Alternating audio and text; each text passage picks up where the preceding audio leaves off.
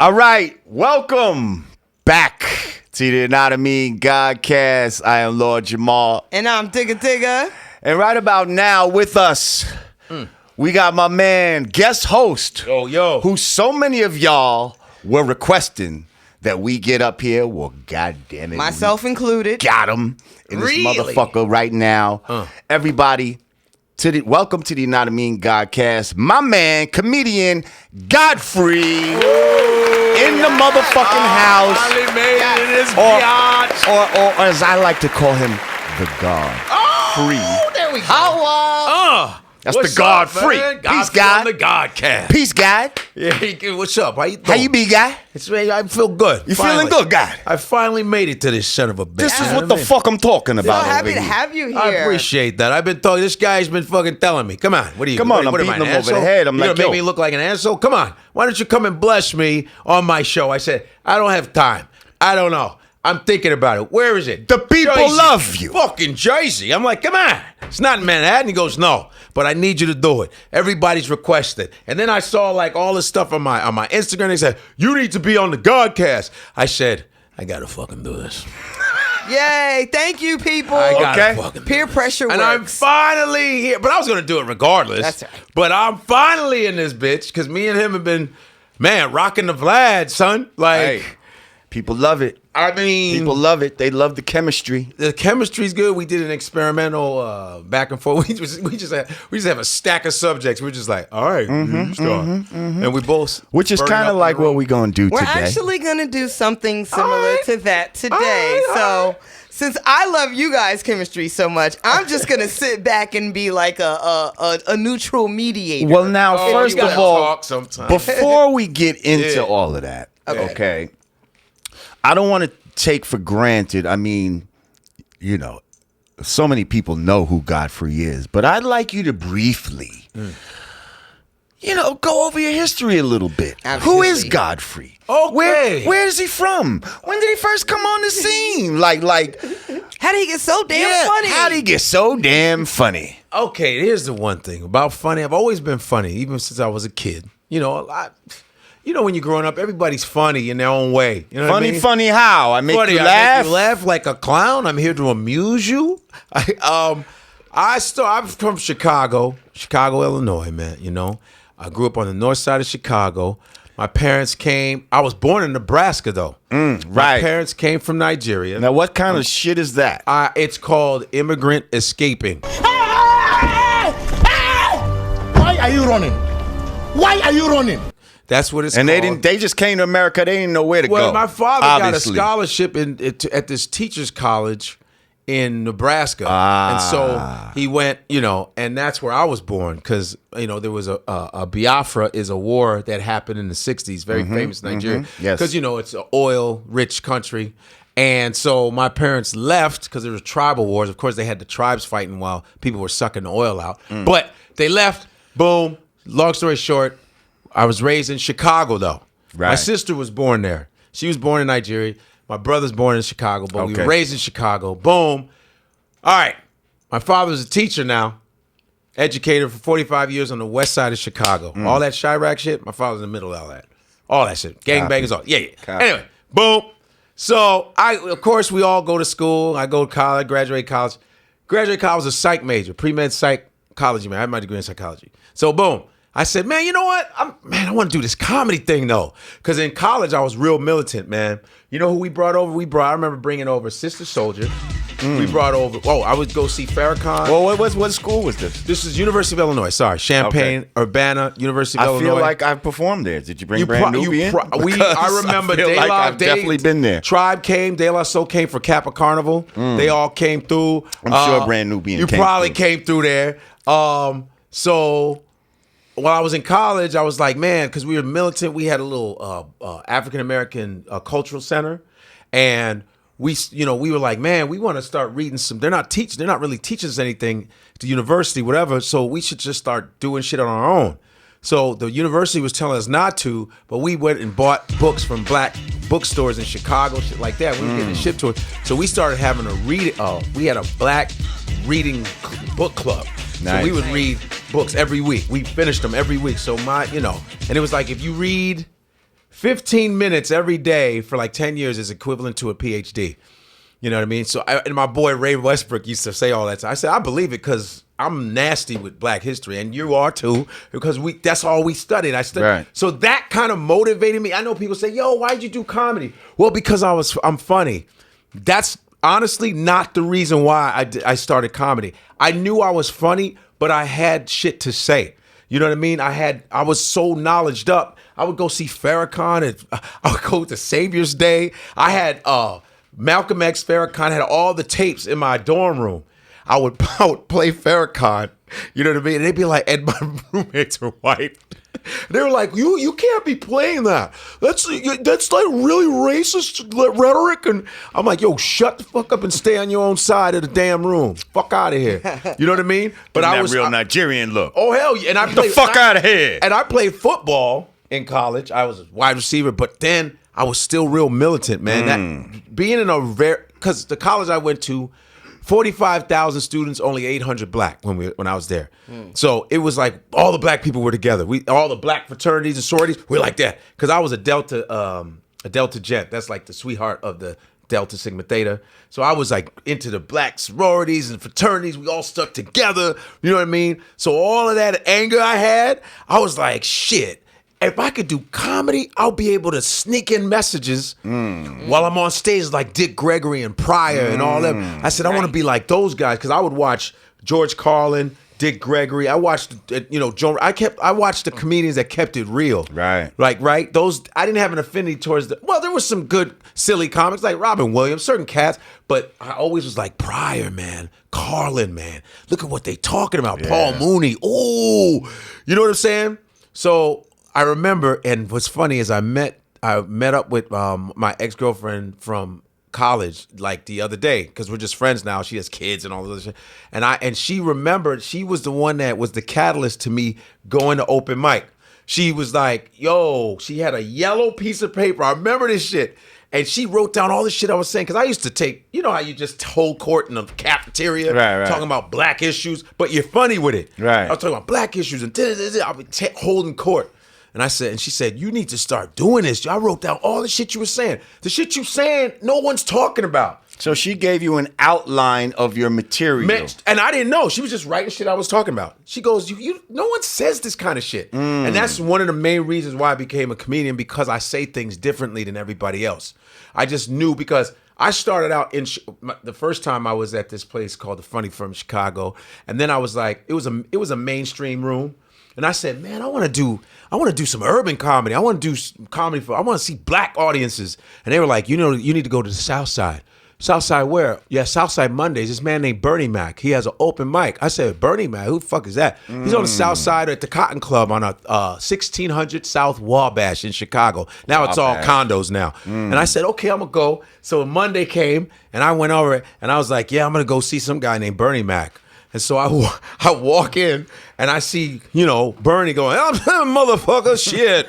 I'm sick and tired of being motherfucking sick and tired. I'm telling you that I was like, what the fuck is going on? He used to do this whole thing about drugs. He used to go through the ABCs. It was the ABCs of drugs. He'd be like, A, amphetamine.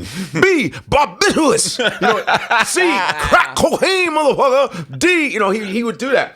And so I was like, he had a towel, round glasses, dark skin, and he was murdering the room. And I was like, wow, this dude's funny as shit. And I remember I went up to him. He said, what's your name? I said, Godfrey, I'm here. I want to do the open mic. He said, okay, it's here Saturday, 8 o'clock. Let me tell you something. This is how Bernie was. You got 5 motherfucking minutes. If you go over, I'm going to play the music on your ass. Blah, blah, blah. I said, promise. Boom, boom. So I came back next week, and that's when I really started doing comedy. Me, Deion Cole from Blackish, Deion Cole. We started practically the same damn day, same week. Me, Deion Cole, Corey Holcomb. I brought Corey Holcomb to amateur night. He was working at a grocery store with my brother. And I said, Corey, you know Corey Holcomb? He was a phenomenal basketball player. Corey could jump out the gym. He's our height. He doing windmills. And I said, you need to do comedy, man. You're so fucked up like me, but in a different way.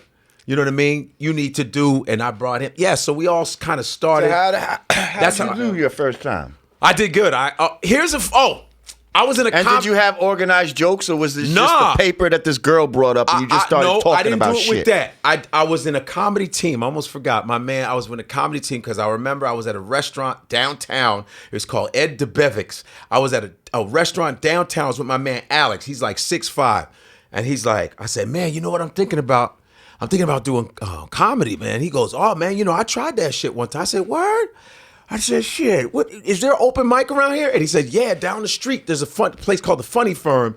It starts at 8, and it was 4 o'clock at the time. I said, shit, I got 4 hours. I said, I got 4 hours. So I was like this, yo, I got an idea. Why don't we do a team thing? That's what I said, because I said, you can take the pressure off me. Yeah, I said, there's not a lot of black comedy duos at all, because there was on Def Jam, Arsenal and Mitchell.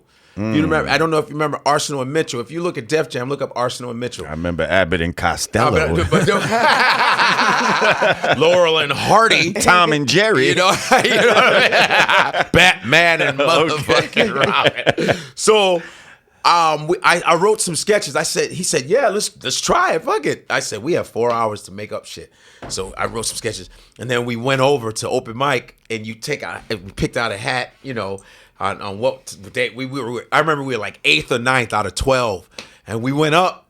And the first joke I did, because I could imitate people, so I said, "You're gonna be a hypnotist, and you don't know what you're doing up there, and so you're gonna be a hypnotist, and you're gonna hypnotize me into these different characters."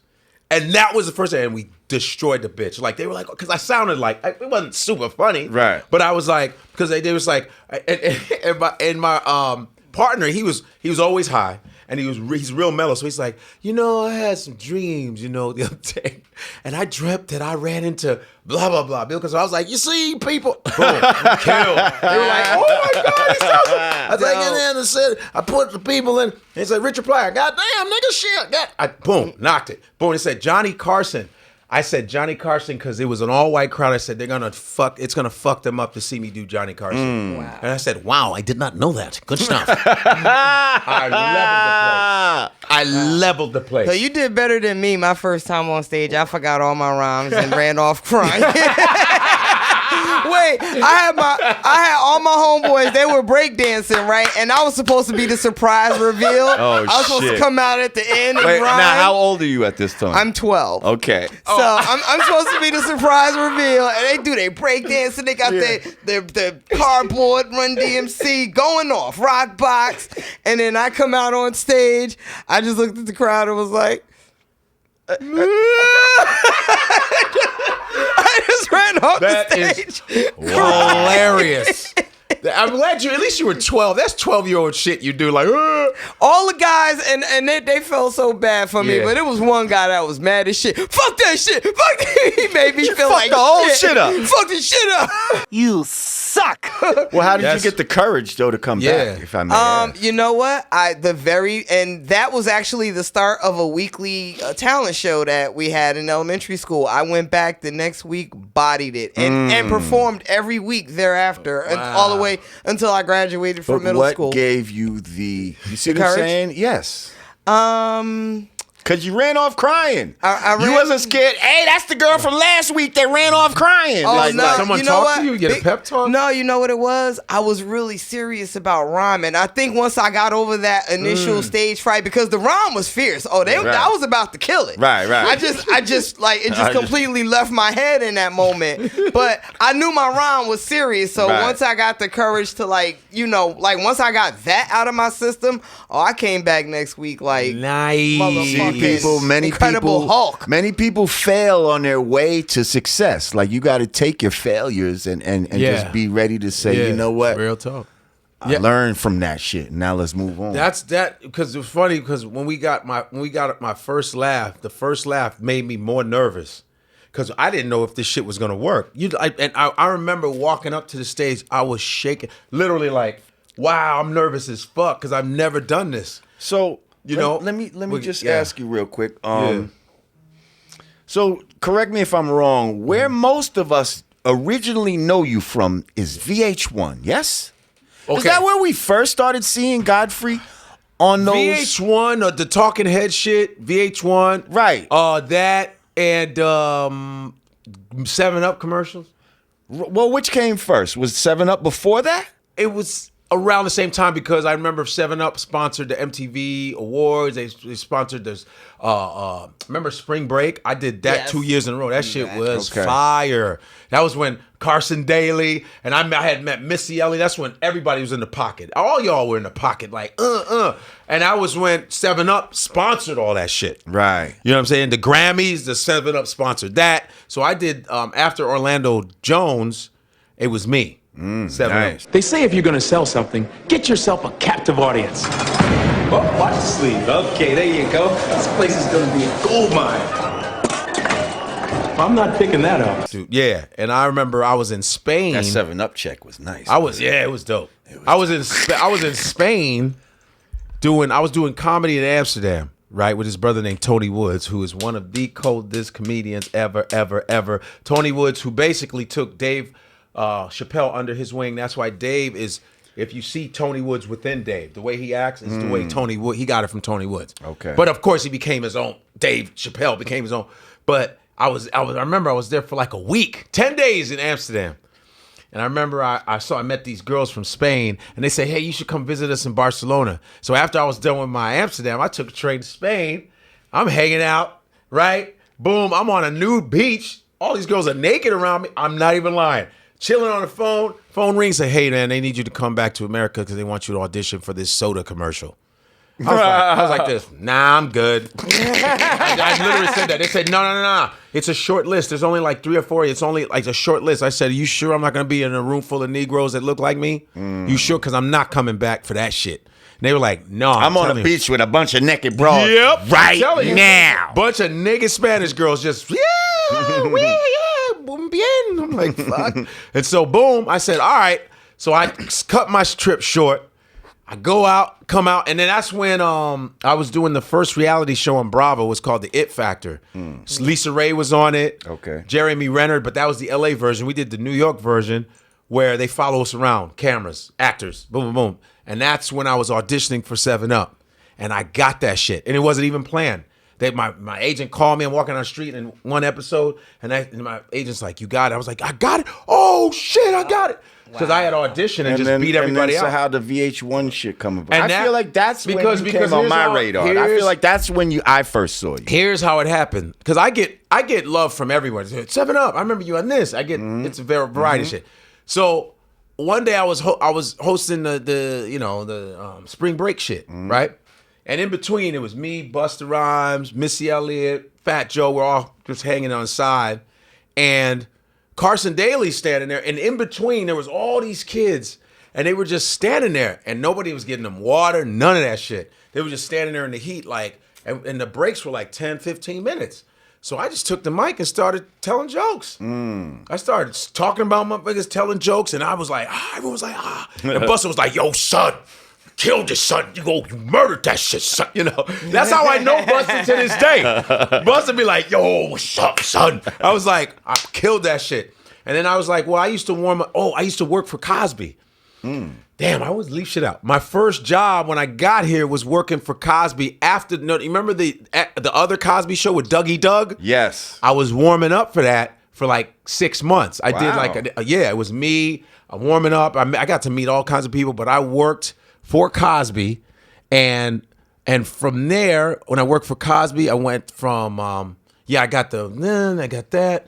What was my point? I got that. I'm trying to get to the VH1. To the VH1. So watch. So now I do a 7 Up. I get that. So a guy comes from this backstage and goes, "Hey man, my name is something Fox. I can't remember." He says, "Yeah, we're starting to do these new VH1 things. We're starting to do these new." He goes, "How did you do that?" I said, "Well, I used to warm up for Cosby and Dan Aykroyd. I did those warm up comedians. You got to sit there 8 hours. I would warm up the crowd for 8 hours. Wow. 300 people in the Cosby thing, and you can't curse. Wow. You can't. Oh yeah. And I would have people actually try to heckle me, really. One time this lady was talking so much. Get the fuck out of here! Yeah. One time this lady was talking so much shit to me, and I'm a real comic, so I was gonna light her ass up. And I was like, I said, I think you need to chill out because we're on a family show and it's all mic'd. Dr. Cosby can hear you. She goes, you can't be heck. She's with her daughter going, you ain't funny. I go, and I had this Hasidic Jewish dude stand up because a lot of the Hasids would come see me. He's like, I'm telling you, lady, he's good. I've seen him at night. He literally said, you need to keep quiet because he's a real comic. Cosby comes out from the back and hears all this. And he tells the lady, could you come here for a second? She comes down. She goes, is that your daughter? How old's your daughter? She's like 9 years old. He goes, you should be embarrassed. You should be ashamed of yourself right now. You know he's limited in what he can do. You're saying he's not funny and all this. He goes, he's actually really funny. It's just that he can't like insult you because it's a show and it's family show. So you're unfair. Now, if you were in a comedy club later on, I think he would handle you properly. Right. I even felt bad for her. He embarrassed the shit out of her. He basically told her, we take it off school property. Right. You get your ass whooped. Yeah, and I was like, yo, so from there, I learned how to warm up audiences. So that's when I did that for MTV. I just did it because it was like no one's. Was it MTV or VH1? It was VH1, but they were all, it worked. It's Viacom. Okay. So boom, he said, man, we got these VH1 things. There's talking heads. There's not a lot of money. I said, I don't give a shit. It's VH1. I just want to be seen. Right. You know what I mean? So I started doing I love the 80s. I love the 90s. I was doing the hip hop shit. That's when I met Rakim. Right, I love the 80s, I love the 90s. Man. You see, that was a smart move. Because that was almost the beginning of where we're at today as far as like viral videos and just little vignettes and clips and shit like that. VH1 set all that off. They even do it on the NFL Network. They do talking head shit. The top best catches, VH1 started all that shit. You know what I mean? And so I started bringing in some of my homies like, yo, you guys want some more comedians? I'm sure they're going to get tired of my ass. Right. I brought in some homies and then they started blowing up. 90s, 70s, hip hop, top. You know what I mean? Dope. And so that's when that started, the 7-Up thing. And then when I did Soul Plane, man. Soul Plane. Yeah, Soul Plane was when, I remember auditioning for Soul Plane. And it was at the time where there was no work. Black actors, nobody was getting shit. And I remember going to the dude that wrote the damn script. I went to his house. Chuck Wilson. Motherfucker. I was gonna say, I was at my their crib. boy wrote that fucking movie. I was at the crib in LA, like chilling with these dudes that wrote. And I was like, and I didn't even think about it. Then months later, my agent goes, hey, Godfrey, I know, sounds kind of, it's gonna be a little ghetto. But there's this script called Soul Plane. It's very ghetto because I like when my agents were honest with me and say it's ghetto as shit. And then I was like, fuck that. And I go, but Snoop Dogg is going to be the pilot. I said, wait a minute. This might have some potential. Shit. I said, Snoop?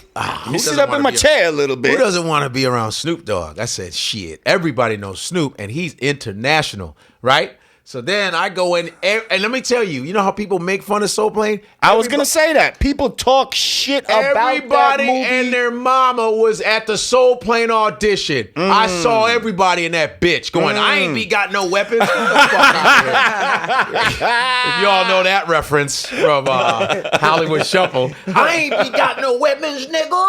Yeah, everybody was, because nobody was really working. It was just like. One of my favorite lines from Kevin Hart is in that movie. Hello. I do that to this day.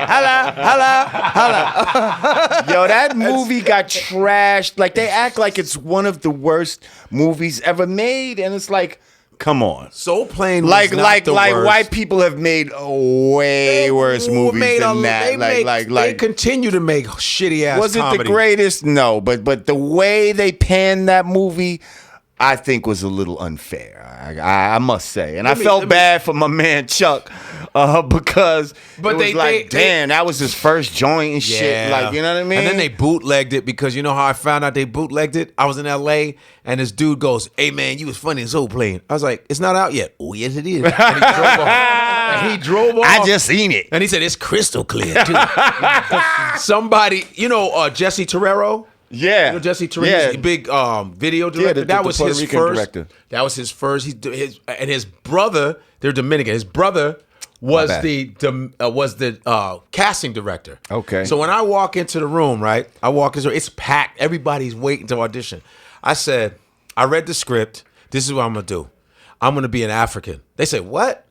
I'm gonna be African. I want to be an African. Name's Gayman, okay? I'm gonna be an African. Cause everybody's doing the ghetto shit. I think if I become an African, it'll be a good bounce off with Snoop Dogg. Because African Americans and Africans are always battling with each other. Right. So that concept, that black shit came out of me, said, that's funnier. When Africans make fun of African Americans and African Americans make fun of Africans, it's hilarious. So we need that dynamic. So they said, all right. So they sat back, and Jesse Terrell's brother's name, Ulysses, was sitting back going, and I know Ulysses, Ulysses like, yo, kill that shit, dog. He's supposed to be professional. He's like this, yeah, kill that shit. So I go in, I go, oh, my name is Gayman, not like two men fucking. I don't do that shit, And I got the part in the room. I had them niggas dying because I was just doing all kind of, and so they rewrote everything I say in Soul Plane is all my lines. Dope. I rewrote it. That's dope. And then Jesse said, just do your shit. And I had Snoop Dogg in tears every single day. And I remember the last day we finished, because, Snoop is, from our area. We were talking about Scooby-Doo. He was talking about how he disciplines his kids. We were just vibing. And then Bishop Don Juan comes on the set, Bishop Don Juan. And, I knew Bishop before Snoop, because Bishop used to be at the Cotton Club when I was an amateur. He was there every Monday with Bernie. And so you are full of stories, bro. Man, I'm gonna have to stop you for a second because we are way over our time right now. Sorry. My origins. I'm like, goodness gracious.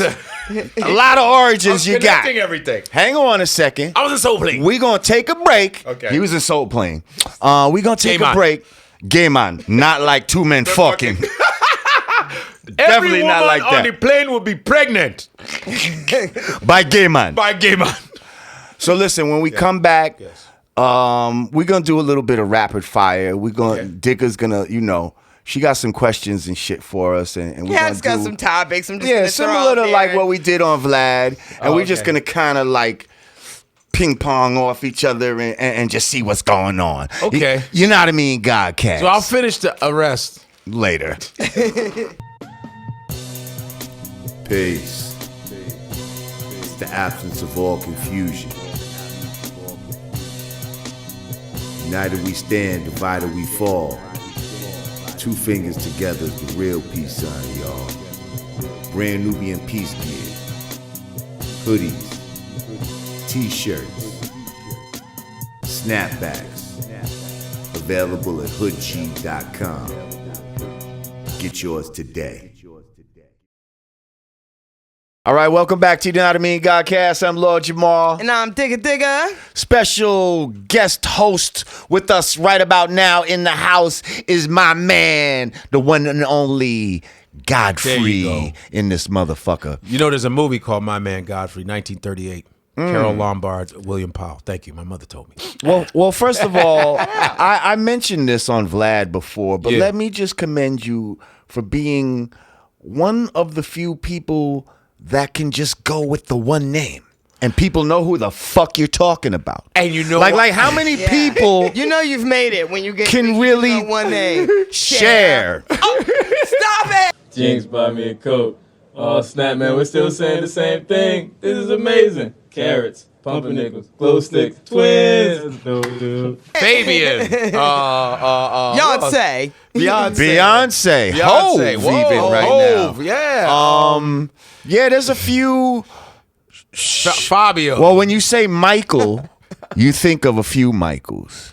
You think of Jackson, Jordan, and Tyson. Anyone. Jackson, we always Jordan. say Jordan. We never say really Michael Jordan. We always used to say Jordan. Like Jordan, we know it's Michael Jordan.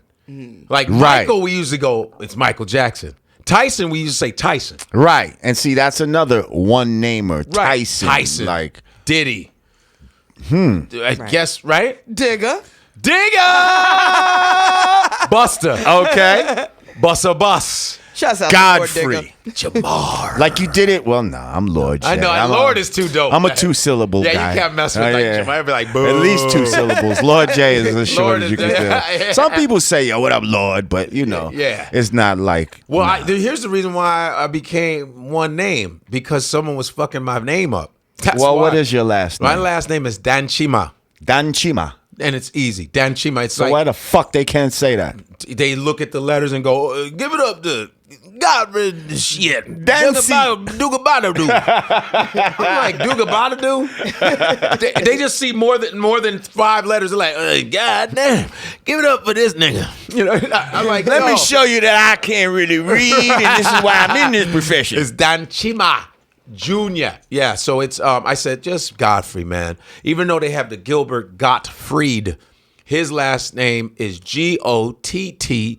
I've worked with him a few times, and they say, but he's Gilbert not Gottfried? known as Godfrey. He's known as Gilbert Gottfried. Right, Gilbert. They always think, oh, you know, I thought when they said Godfrey, it was Gilbert Gottfried. No. I was fucking an English woman the other day. I couldn't tell if she was sick with the plague or if she was just an English woman.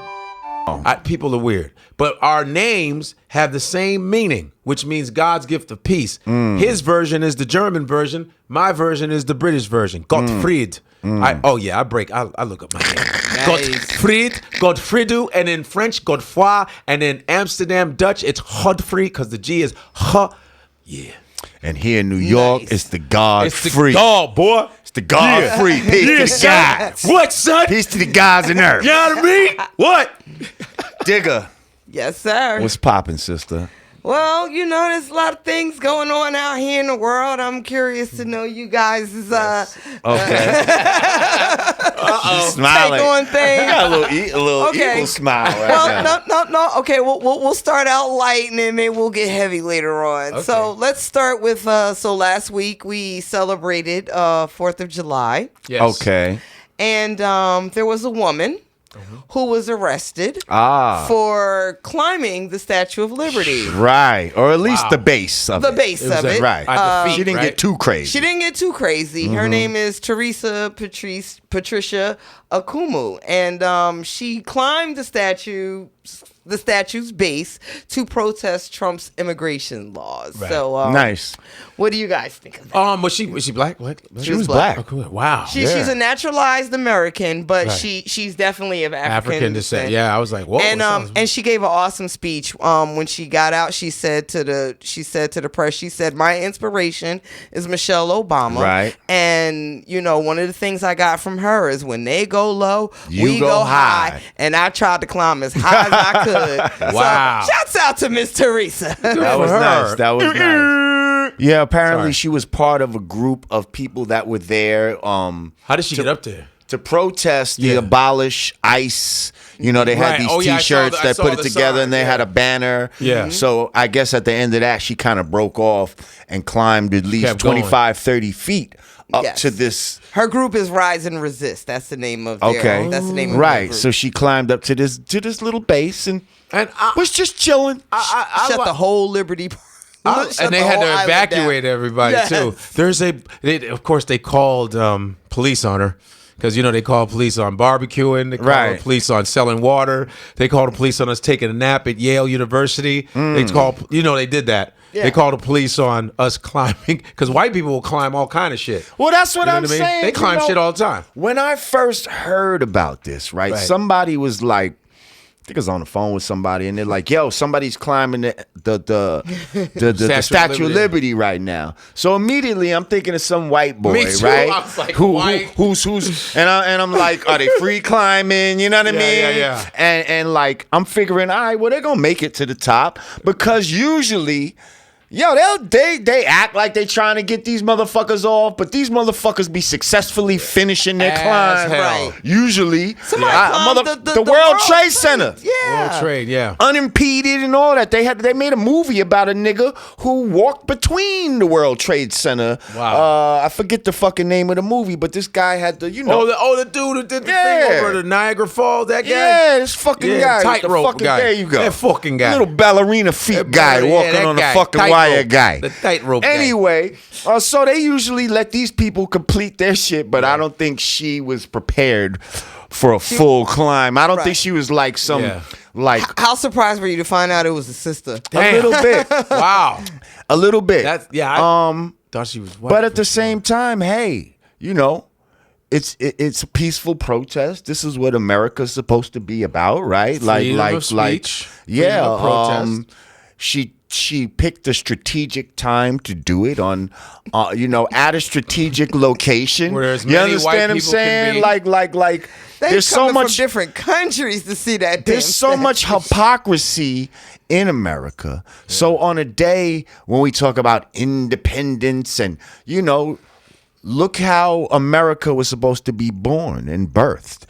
And now to have a president who is basically, doing the opposite of what you claim this country was founded on, and then at a place where give me your huddled masses and all. That's what's written on the base of that fucking statue. Make no mistake about it. Like, this is the place where supposedly America invites all people of the world to come here into this great American melting pot. But now this bastard's like, no. You're like, yes, that's true, but not for y'all black motherfuckers. Right. Or any of y'all original, Muslim countries or Mexicans or African countries. Right. But anybody else can come, like Denmark or Norway and shit like that is cool. Yeah. But all of this shit that's on the statue doesn't apply to everyone else anymore. That's what, that's the message that Trump is sending right now. So to go there, you see, to do it at the Statue of Liberty on this day, that was great. My thing is this too. And this is for like all the Mexican immigrants and all this other stuff that's with separating the families. We know about separating families. Black people know, of course, right? Come on. Been doing that. Here's my American thing. is apple pie. And here's my thing. I saw when I had a show in Orlando last week, and I saw I was talking about World Cup, and, Mexico was winning their games. And I told this Mexican table, I said, you know what? I said, you guys, Mexico. They're like, Mexico. I said, listen, I'm actually rooting for you guys. Because if Mexico can win the World Cup and with the time that's going on, that would be beautiful. I'm down with Mexico right now. They were cheering. I said, but you got to cut it out with that mayate shit. Mayate means nigga in mayate, fucking mayate. Hey, homie, I ain't racist. I'm not racist, dog. Cause some motherfuckers don't play, man, but everybody thinks it's cool to say that because your little homie's the same, and all 90% of the music nowadays, they say it. But it's not our word, man. I said, you got to cut it out because a lot of Mexicans because you're the new mayates, motherfucker. Right on. And a lot of them are racist as fuck against black people, which makes no sense. Perfect example, I remember doing a show, I had this Mexican guy heckle me. Long story short, he called me a nigga, right? He's like, because I was getting him. We were going back. I got him. He goes, nigga. I said, wait a minute. Everyone's like, ooh. I said, you're Mexican. It doesn't count. Everybody fell out. I was like, you're Mexican. What? You don't have no power. What does that mean? That's like, you know what I mean? I was like Keanu Reeves in The Matrix. Stop the bullet. Shit went down. It's like, yo. I said, brown people racism don't make sense. You got to understand the world is black and white. Everybody in between is an extra in the movie. And don't think because your hair is straight that you white, motherfucker. There are black people that look whiter than you and claim their blackness. So that's why black people, we naturally have empathy for people because we love people because you come from us. But see, this is all part of the divide and conquer. The fact that they even feel that they're other than is part of the trauma that we all go against. I mean, come on. Africans feeling they're different from American, black American. You see what I'm saying? Now, let's keep it real. They feel they're better, and they need to fucking stop that shit because they're getting shit on in Europe. Listen, this is all part of the divide and conquer and part of the trauma, and we have to start some healing. We have to start healing with, first of all, I like the language that's going on nowadays, calling each other queens and kings. We're back to that, which is great. I know cats are like, yo, what's up, king? But I'm like, yeah, it makes me feel like I was in college, but this time I'm in real life and there's black people everywhere And it's not because I'm on some campus where we're isolated. It's like everyone's going king, queen. Well, when you Everyone's look at the speaking that way, and I love comments that. on this show, Yeah. that's all you're gonna see. Oh, the god and the goddess, Peace the god king and and the Yeah, queen. but it's Like, come beautiful, on, though. come on. That language is changing. And we were speaking earlier about how language affects you, and Yeah, no doubt. and what you call yourself, In your head. or if you say, "Oh, I ain't shit," and all of this It's type of gonna shit. manifest. But if you constantly thinking of yourself as a king or a queen or a god or a goddess, that's gonna manifest in your life. Yeah, You're gonna start seeing royal shit. royal shit happen around you. And you know what? It's sad, even though all this shit is happening, but Donald Trump is a blessing. People don't realize. Oh, yeah. 'Cause he's putting up a mirror and saying, this is what the fucking real deal is. And all those other evil white people that are mad at Trump are mad because he's blabbing everything, going, shut the fuck up. He's like this, I don't care. I'm going to say it. I got a Listen, good all Trump. hardships are a blessing because they're catalysts for change. And I like that he's shitting on You see? other races. We need that. Because the Mexicans, I'm like, now you know. You ain't white. Now Well, you know. yes. Now you know. We needed that, though. Well, also, We there needed was that. a lot of covert racism Yeah. as opposed to overt racism. See, they was hiding the shit for a while, acting like, we not about that, knowing damn well they was about it. Mm-hmm. Now, it's like, we about that life. Fuck it.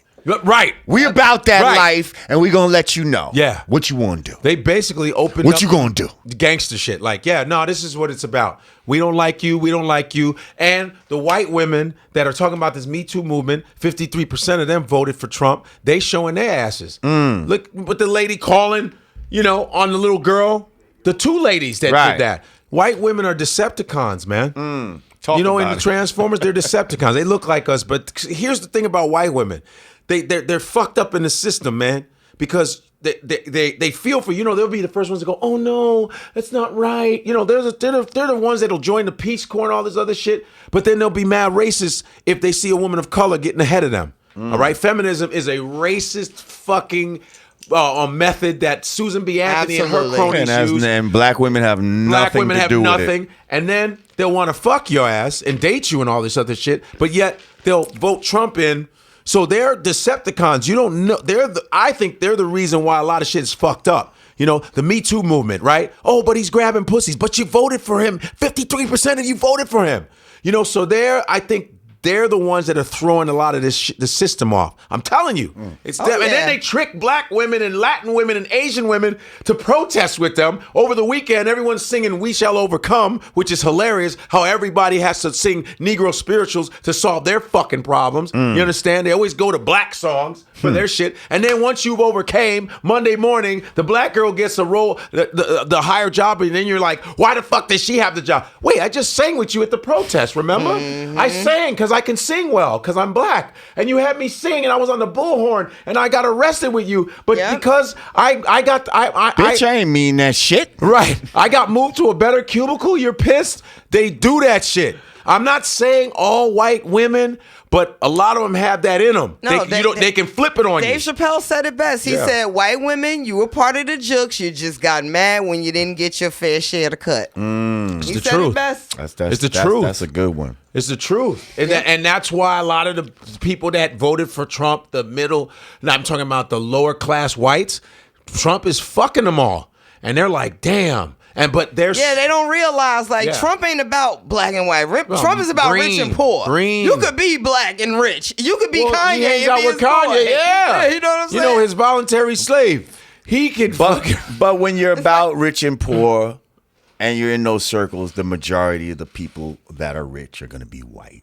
Because it's set up like that. Absolutely. You see what I'm saying? But So you can act like I'm not about black and white, I'm about They are rich and always poor. about black and But white. really, it is about that. No, but I'm speaking about the poor trailer trash white people that think voting for Trump they don't fuck with them he's either. gonna fix the No, country. Trump don't fuck with you no, either. he don't fuck with you neither. But No.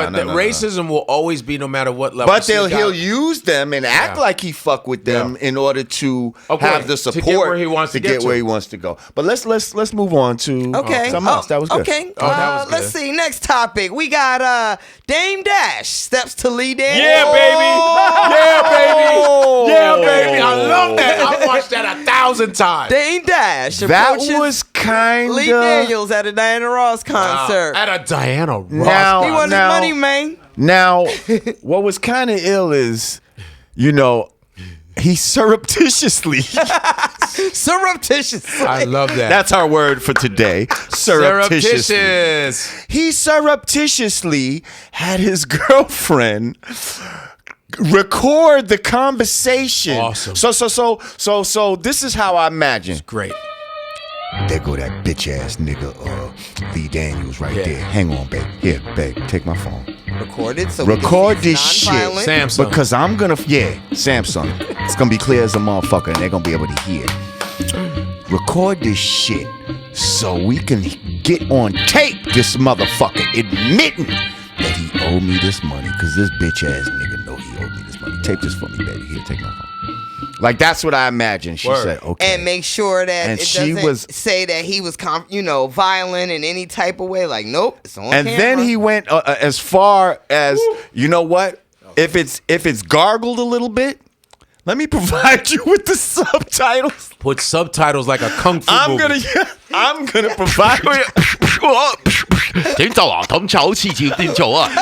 know what?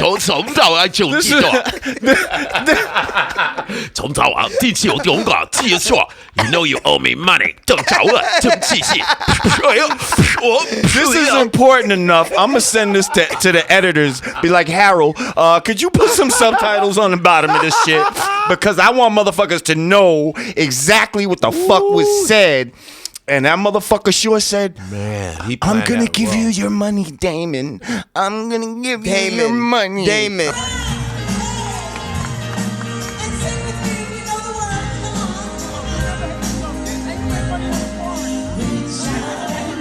And what's funny, he said, call me. Here's my number. Yeah. And I'm gonna give you my direct number. And in the background, you hear, ain't no mountain high enough. Ain't no mountain low enough. Take me from you.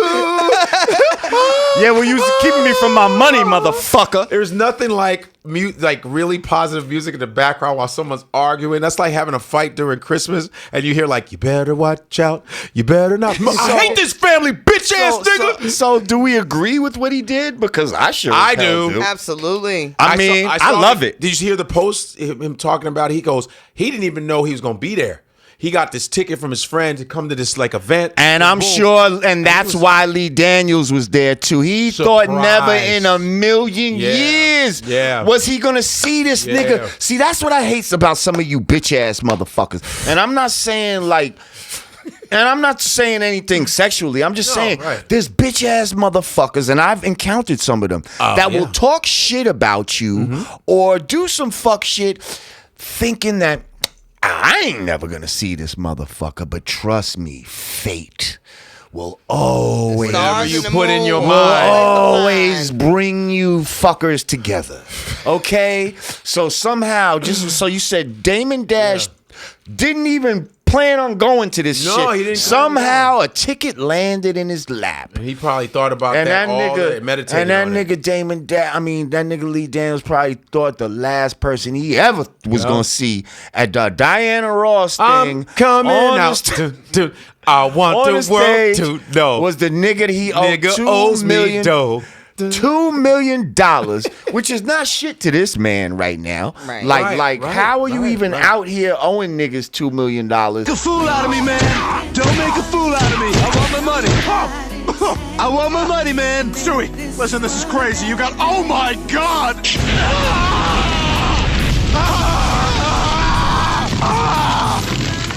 All right, let's go to the bank. And you know what's so messed up about that? Because I feel like, when how we want to do business with our own, like we try to empower each other, support black business, but see how that the brothers will do you in quicker than white people sometimes. Like he didn't. He'll get.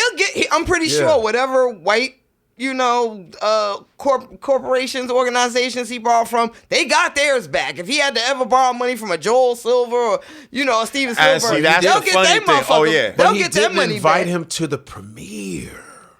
He didn't even invite him to the premiere Of the one that he gave him money for? He gave him money for other shit too, which didn't go well. He said, I gave him money for this. Those things didn't go well. Then he said, man, I need your help on this last one. He gave him, this was like his third time giving him money. Gave him money for Precious. Didn't even invite him to the premiere, dude. Like, how do you not... If you did catering service for me, I'll remember your ass. Like, yo, you coming? He didn't even do that. And then he didn't tell him about that, didn't invite him any of that shit. And he was like, why does it take 10 years, man, to have my fucking money? I want and he was in the right. And this validates Monique. I was about to say, now, how do we feel about Monique now watching this transpire? Well, now, real quick, oh man, I hate to even come to this guy's defense, but it's not really coming to defense. I just want to try to put what I know the facts to be. Now, supposedly, this was an investment and not a loan. Now, that does make things a little different. But here's the thing. Okay. Because when you invest something, there is the risk of loss. Understand that. Right. Like, you're not guaranteed to get a return on your investment. Gotcha. You hope that you will, but you could lose all of your investment in whatever you invest in at any time. Right. Drug dealers know this. You invest in a key. If the police come and guess what? That key is gone, bruh. And somebody owes somebody, but it's gone. No, I think this one was actually a loan. From what I'm hearing, because remember he did it multiple times. From what Lee Daniels is telling Raquel at TMZ, as that this was. You mean post? This was a investment. Now, if that's the case, but he also admitted that he presented it to him as, yes, it's an investment, but it's an investment that you're definitely gonna get your money back on. Okay. You see? Okay. So putting it like that is what makes it a little shady, is what I'm saying. But we do have to know the difference between a loan and an investment. And that's all I want to say, really. Okay. If the movie if this was an investment, if this was a loan, then you're definitely a piece of shit or whatever. If this was an investment, I think you need to be more clear about the term, because this Damon man is smart enough. Seems like he thought it was a loan. I get this percentage back. Right. I know Damon figured that out. That's why Lee was like this. If Lee said it was he would be like, but Damon, it was an investment, dude. Right. He was like this. I'm going to get you your money. He caught him. Yeah. He caught him, and they talked way in depth. Right. Damon ain't no dummy. And that was wrong on his part, and I'm glad he called him out. Then I'm looking at Monique, and I go, and I know Monique, like as a comedian. I did Fat Girls. I was in Fat Girls with Monique. You understand? Oh, I love that movie. Yeah, I was the African. I was the best friends. I was the main guy's best friend. And so I was Dr. Kibo. We were doctors and all that. And I said, and I know Monique. She handles her business. She's a very like alpha female. Like, she takes care of her shit. She's not nasty to people. Not what I've seen. I know she's serious about her work, but we had fun on set. I don't know after she won the Oscar. I don't know how she is. But to me personally, I did her show. She treated me like royalty. She's amazing. Like, and personally, I think her husband needs to get out of her way. I just think that she handled it wrong. I was agreeing with her on a lot of shit, but I just think the way it was presented. You know what I mean? It was just presented wrong.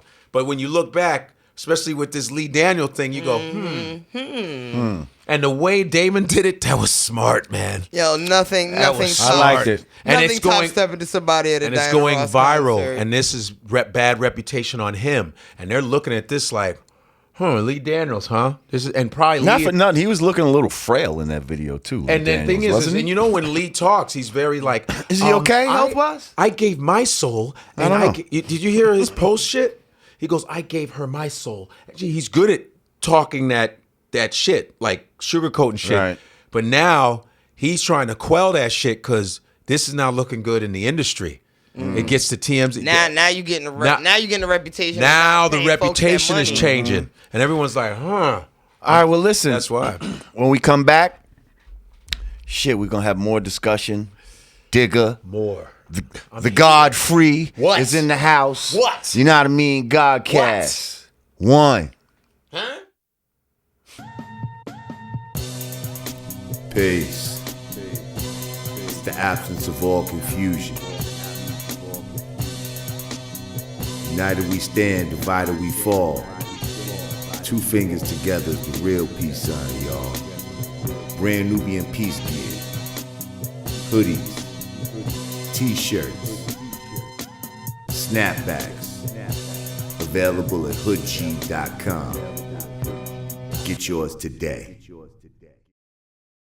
All right, peace. Welcome back to the Yanadameen Godcast. I'm Lord Jamar. I'm Digga. Guest host right about now in the house. We got my man, the Godfrey. I told you I was coming. In I'm the place greatest. to be. I'm the best. I'm fast. I love you, Muhammad Ali. Ali. Okay, that was a knock real out. hero of mine coming up. Real deal. Like, Come on, like- I went to college with his 2 daughters, Rashida and Jamila. I had the privilege of Wow. And my roommate tried to get with her for so long. He didn't get my boy Lionel, because she would Jamila would always come over to our house, hang out, and that's what I remember. I remember his daughters, and I met Muhammad Ali Jr. too, but didn't meet Ali though. I'm so upset that I didn't get to meet him, man. Damn. Well, this segment is being aired on Friday the 13th. Uh-oh. Do you know the history of Friday the 13th? Jason? No. Camp Crystal Lake? The reason why they say that Friday the 13th is even like supposed to be a bad luck day or whatever. Yeah. Back in the days, on Friday the 13th, they rounded up the Knights Templar. Okay. And basically, this was the day when they persecuted and murdered a bunch of the Knights Templar.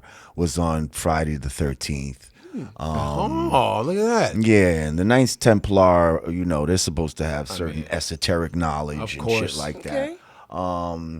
So this is where this comes from. I'm sure Harold will cut something in and show us the history of what I'm talking Knights about Templar. here. Secret society almost. Yeah, so that's where this whole Friday the 13th shit comes from. And again, we were speaking about the number 13. Really, that's the number of a master. There is nothing negative about the number 13. The word for a phobia of 13 is triskaidekaphobia. Okay. Yeah, and so the fear of 13, and now you just broke it down why some buildings don't have the 13. Okay, because they might be high. Masonic, symbolism and all of that. They're actually trying to hide, that number is a master number. You tell him God body. All right. God body. So anyway, first of all, if you love what we're doing, please feel free to donate. Cash.me/$, you know what I mean? Patreon.com/you know what I mean, or youknowwhatameen.com/support. So yeah, Digga.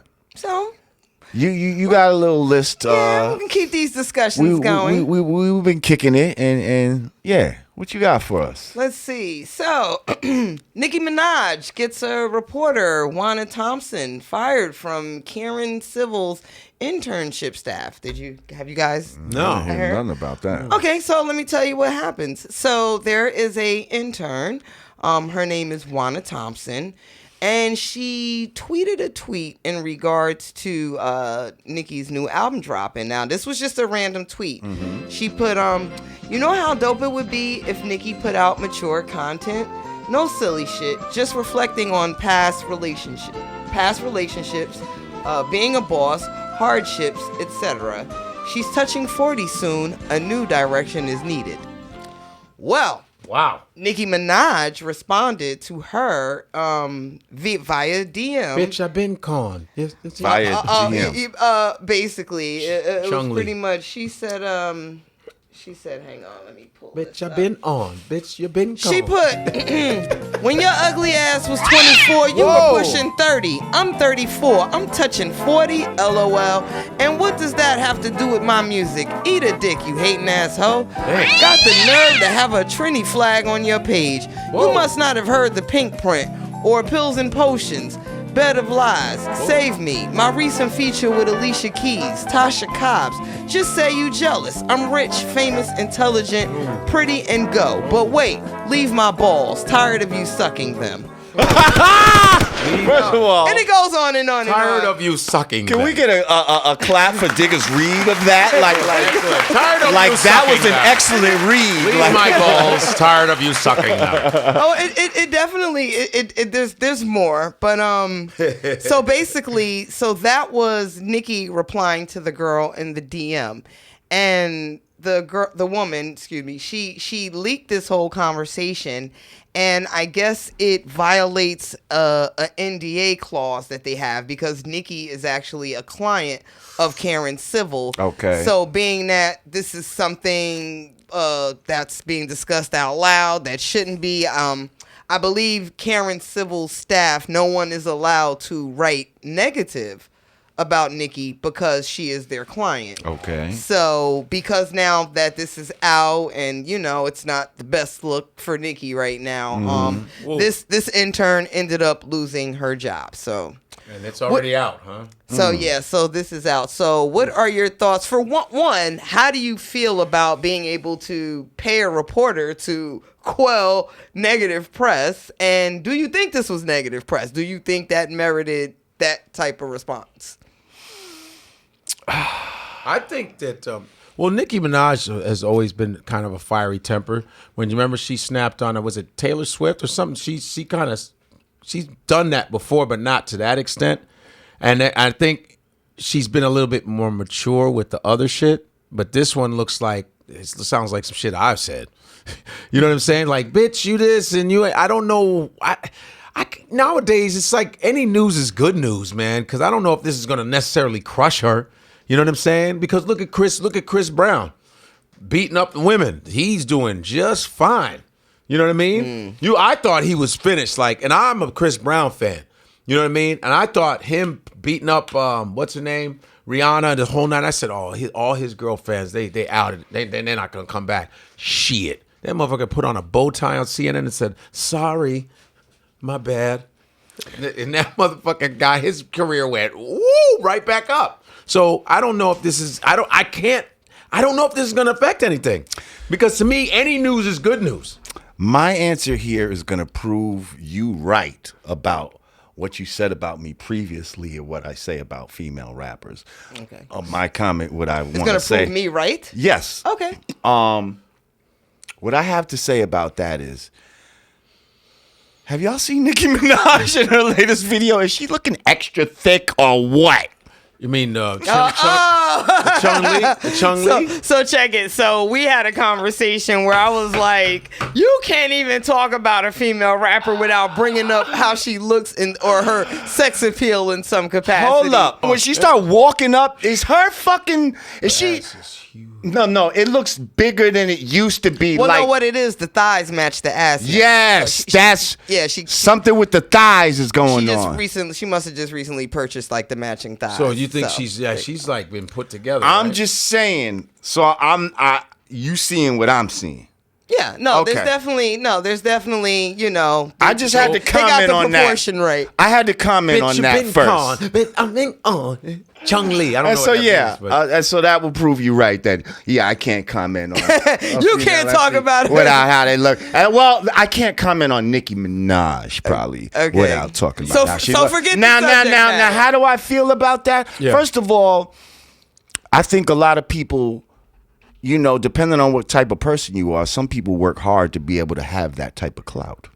Okay? I think some people would love to be able to say, you know what? Bitch, I'm going to get you fired. You say some negative shit about me. Like how many fucking powerful people do that every day? Like she's just doing what she's seen other fucking powerful, or what she feels like powerful people have done, and she feels powerful. So if she can flex her muscle like that and get you fired, you know, because I think she's she could not have left feeling out. you. I'm rich and fat. I think she could have left that out.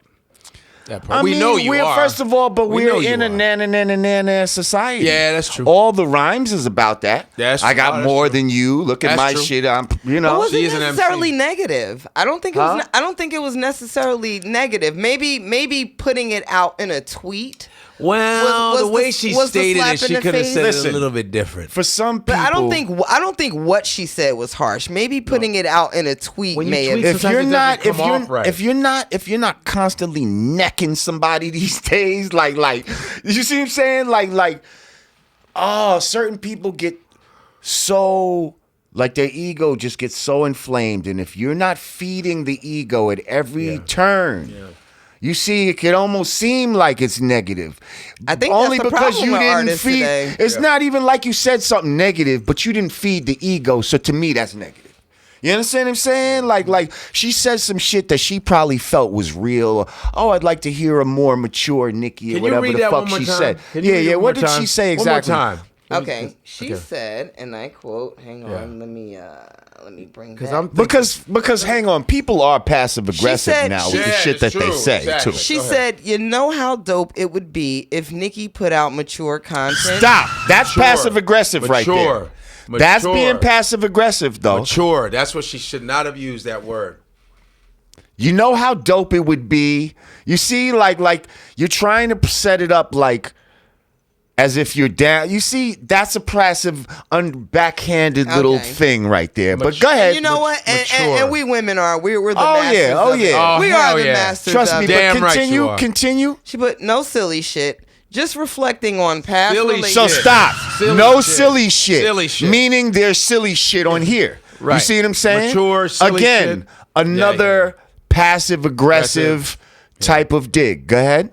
Just reflecting on past relationships, being a boss, hardships, etc. Right. She's touching 40 soon. A new direction. Another passive aggressive dig. 40. Another passive aggressive Touching dig. 40. She's touching 40 soon. Keep going. What does that have to do? Go ahead. A new direction is needed.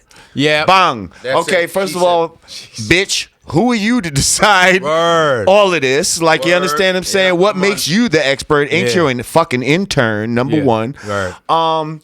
See, I feel like the intelligent Nicki got annoyed by that. But does it necessarily mean that she was trying to dig? What if She was. That's what I get. What if she was an actual fan and just kind of getting tired of the... that's digging. No. Because an actual fan would have put it more with all due respect. Coddling. Yeah, they would have been a or more like this, with Nicki. all due respect. I love when I see Nicki rapping about a more introspective self as opposed to no silly shit. You know, you know, it would be nice. Like that's like saying, you know, it'd be nice if this nigga who always comes in here late comes in on time for once. You understand what I'm saying? But that's a fucking passive aggressive dig right like, there. If I was a fan of Nicki's, like a big fan, I go, you know what? I was like, Nicki, I love all your other stuff, but you know, I'm really looking forward to like the stuff. I want to hear more stuff about you. I don't even know about you. I'd love to hear more. That's how you say it. You know, it'd be nice if you shut the fuck up once in a while. Like that's the type of you premise you know what I mean? bullshit with some shit like dumb that. Shit, no silly shit that you always be doing. More mature. That she was fucking backhanding the shit. You know, it'd be nice if you fucking just got some shit just one time in your fucking head. Yeah. You see, people say shit like that before they say some bullshit. I don't blame Nicki. You know, it'd be nice. Fuck it. You know what I mean? And it was comical. She goes, shut up. I'm rich. And Shut your face. She put it in a DM. This woman's tweet was public. So Nicki's response to her and Nicki was more mature by putting it but then she went public with the DM though. And then she was immature on the whole thing. The girl that called Nicki being more mature, Nicki was the one being professional. Everybody's trying to show their receipts now these days. Like my thing is, who the fuck you talking to? I mean, me personally, I feel like I don't give a fuck how rich and shit you are. Who the fuck you think you talking to? That's another thing too. Like, I don't give a fuck how much money you got. That's like, the only right? What makes you think you can talk to But people you gotta like go that? both ways because Nicki's also thinking, bitch, who the fuck you think you talking to?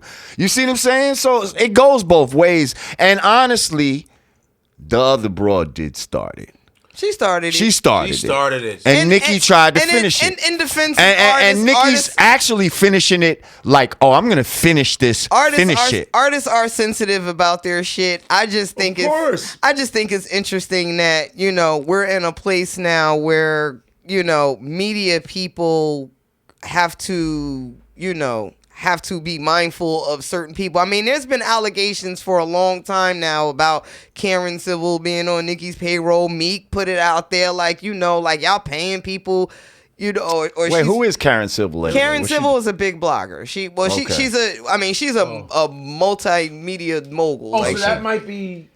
So wow. remember, Meek had said something like, there was a story that there was a club or something, 3,000 people in the audience. It was really just a place that Meek showed up and he ended up jumping on the mic. But there was a story that released like, he's doing 2,000, 3,000 clubs, and Meek went off like, Karen Civil, you're on Nicki's payroll. You're trying to make me look bad. Remy said the same thing. Like, there's a few. All right, so I mean, let's move on. Yeah, I mean, it's neither here nor there. I was just wondering if you guys have heard about. Nah, I didn't, but it don't surprise me. Small shit. All right. Anywho, moving on.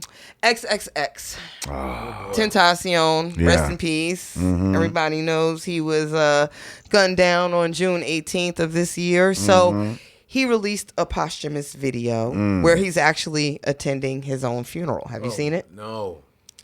It's for the song "Sad." Wow. Right. I'm sad and lonely. Yeah. So he's suicide. Yeah. So he's actually in a coffin, and he's attending his own funeral, and I guess his new reformed self is battling and fighting his old, juvenile self. Yeah. And I guess the symbolism of the video was supposed to be a newly reformed him fighting, his old mischievous self. But yeah, which is a theme that runs through a lot of these videos and people that talk about Illuminati type of shit.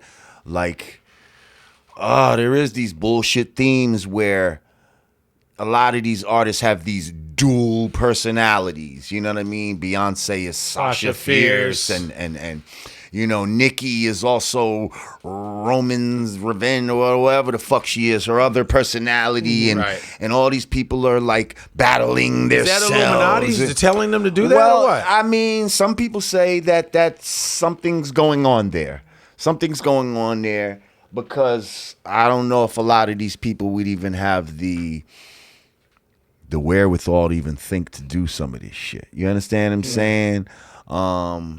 And why are so many of them doing that? Like, I always been Lord Jamar. Like, I don't have an alter ego. Like, this is who I am. Like, it's hard being one motherfucker. Like, yeah. I don't know. But anyway, I feel like this speaks to what we were talking about earlier as far as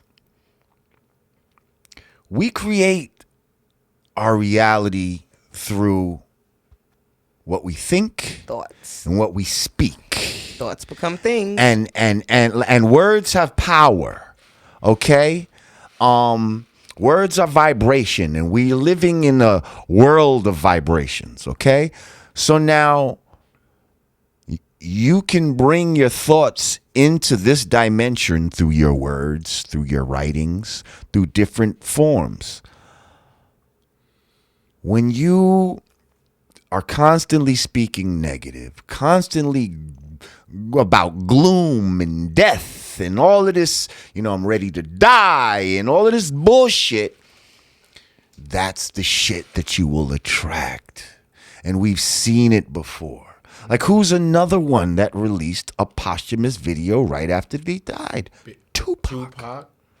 I mean, and it was crazy. Like, did this guy really have a video where he's, supposed to be in heaven or whatever the case may be? Like released right after he died, and now this guy has the same type of, like, that's crazy. Like, if you obsess with death, you're going to attract that to you.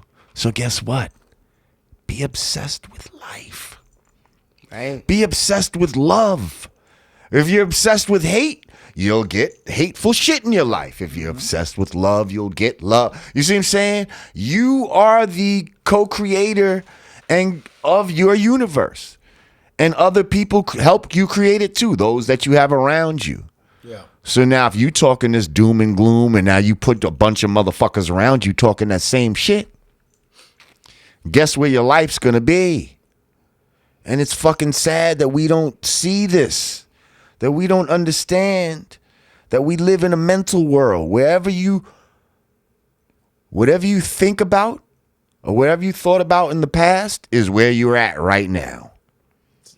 Everything that you have on is what you thought about earlier, but you're wearing it now. The places you're at and the places you go are from your thoughts. Like, we live in a mental world, but we so obsessed with the physical. Yeah. Yeah. I concur. I concur too. That was deep. I mean, no, because it's like now I used to read all those Law of Attraction, Secret, boom. I was reading Napoleon Hill's Think and Grow Rich. I was thinking The Science of Getting Rich from 1911. I was reading everything, which is all philosophy from Egyptian and all the whole nine. And then I was like, but I was at the time, I was back and forth to LA, and I was on some LA shit. I was on some real, I was just, I wasn't ready, because I was on some vain shit, you know. If I think like this, I'll get this. But then I was speaking a different way. I wasn't truthful to myself. Right. But now, full circle, I've shed all the bullshit, you know. I'm real with myself, you feel me? So now I'm starting to practice little things, and the shit has been working. Real quick, I wanted to ask you, because earlier you said in college, like you were down with like a book club or something like that. We had a in black college. little African American culture. We had a book club. We started reading books right. every week. Yeah. So we actually, when we first started this show, we were doing like book recommendations every week. Yeah. And we kind of slipped away from that. Yeah. But real quick, why don't you give our people a book recommendation? I'll give you a book recommendation. How about this? It's called On the Real Side.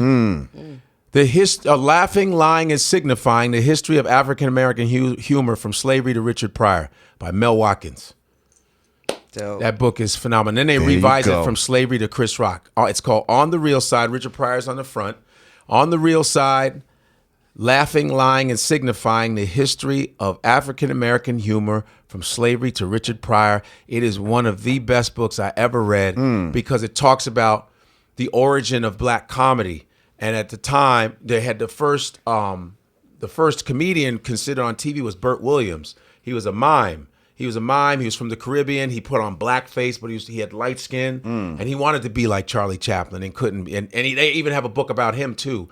The story of Burt Williams, the first black star. I gave you another book. That's okay. That's okay. And he was in the Scottish Masonic Temple. He joined the Masons in Scotland. So because the white Americans wouldn't let the black even be Masons over here. Exactly. So the story of Burt Williams you should read, and the history of comedy was so heavy because I was tearing up because there was a thing called the Toba Circuit. It was the black comedy back then with Step Infection, Mantan Moreland, all those guys, Willie Best, and Moms Mabley. They all had to work in these circuits in like New York City, all these cities that would not allow black people to do stand-up solo. It was illegal to talk in front of a white audience. You had to be in blackface and in a team. That's why you had so many black teams, comedy teams, because it was illegal. Until this brother named Timmy Rogers, who's on episodes of Sanford and Son. Timmy Rogers, he's this guy that used to go, oh yeah. And after making their decision in birdie-like precision, turned about, whoa, and made a beeline to the south. He said, fuck that. I'm putting on a suit and I'm talking in front of these white folks. I'm tired of this blackface shit. You know what I mean? And, you know, him and Dick Gregory, a lot of those guys changed it. And Cosby was very instrumental in putting the black comic and making him commercial. Real quick before we go, Godfrey, goddamn, like this seems like these are the quickest 20 minutes we ever had. I feel like we need a whole nother show. We didn't even get to talk about Drake's album. I'm like, speaking of blackface, it just made me think of Drake and also, album. I can tell you real quick, in the towns back in the day, they used to make black people laugh in barrels. This is what I was going to hell up. I was just going to say, because he told me this story. Yeah. Now, the next time you motherfuckers think about a barrel full of laughs, tell them where that originated from. In certain towns, they would have, when black people laughed, they made them laugh in barrels. Like, nigga, you laugh in that barrel. You too loud. Stick like, your head in that fucking and barrel laugh. and laugh, Yeah. nigga. A Yeah. barrel full of laughs. Yeah. Wow.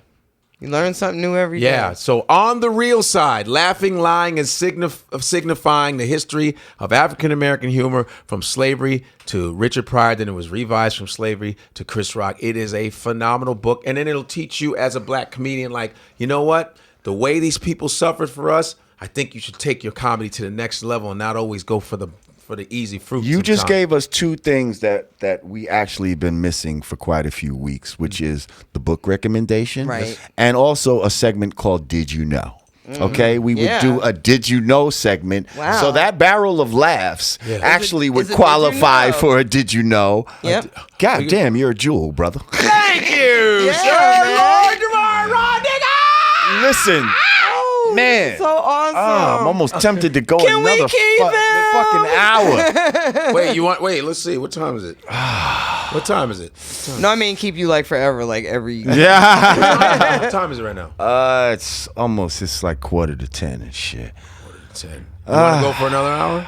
I don't know. No, if it's not, I can give you another hour. I gotta get back to Manhattan at around something. But if you want an hour, let me know now. We're gonna discuss it. We're gonna discuss it with the staff. Yeah, let's huddle and Another half.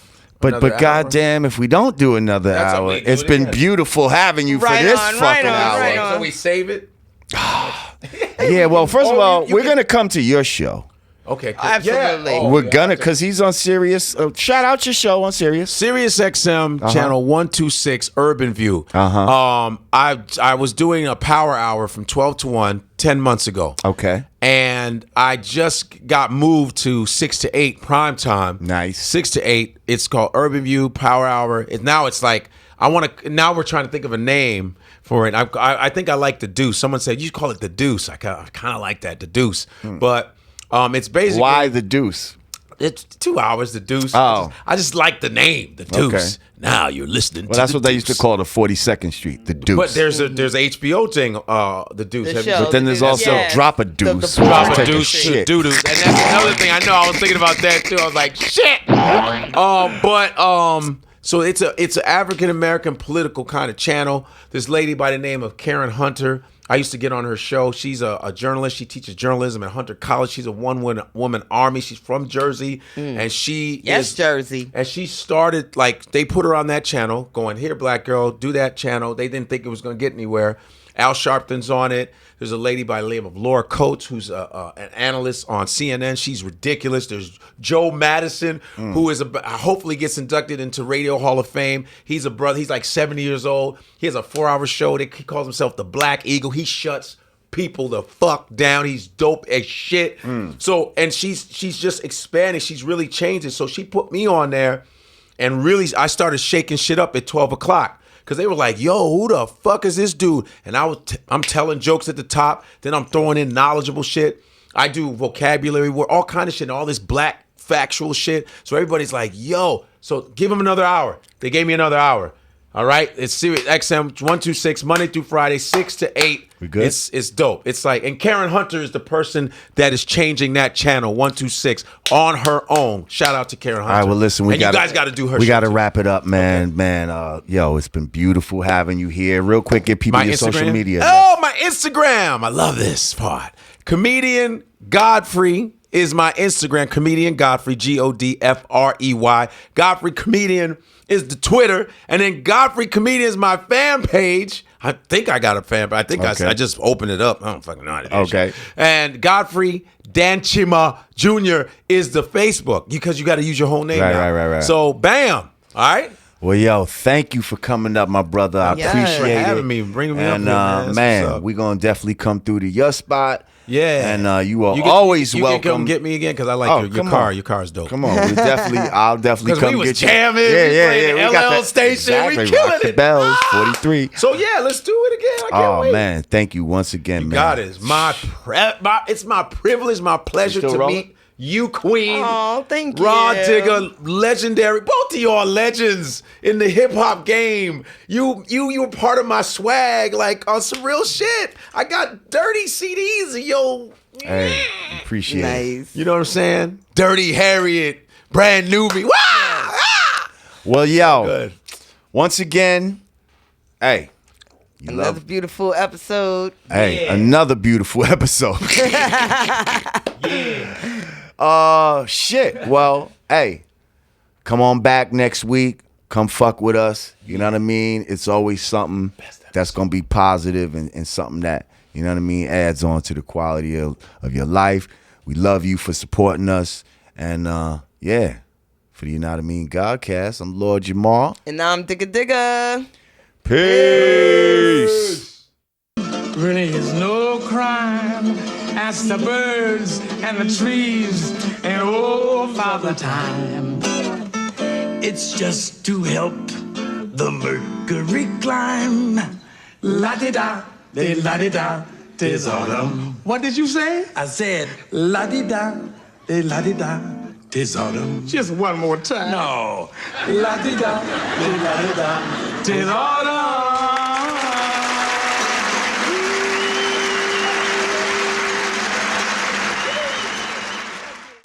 Do you see this brand of toilet paper? If you are in the New York, Jersey area, if you just do not buy this shit.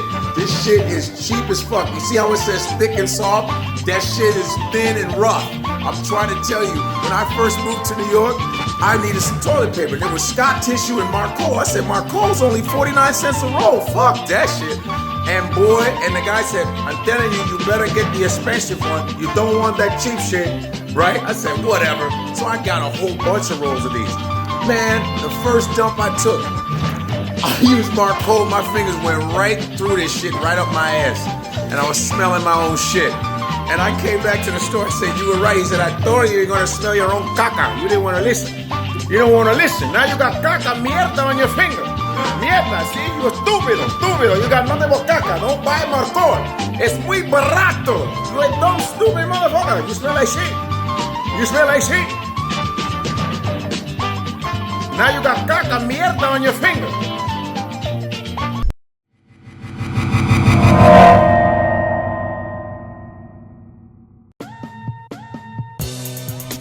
Peace. It's the absence of all confusion. United we stand, divided we fall. Two fingers together is the real peace sign, y'all. Brand Nubian PEACE gear. Hoodies. T-shirts. Snapbacks. Available at hoodg.com. Get yours today.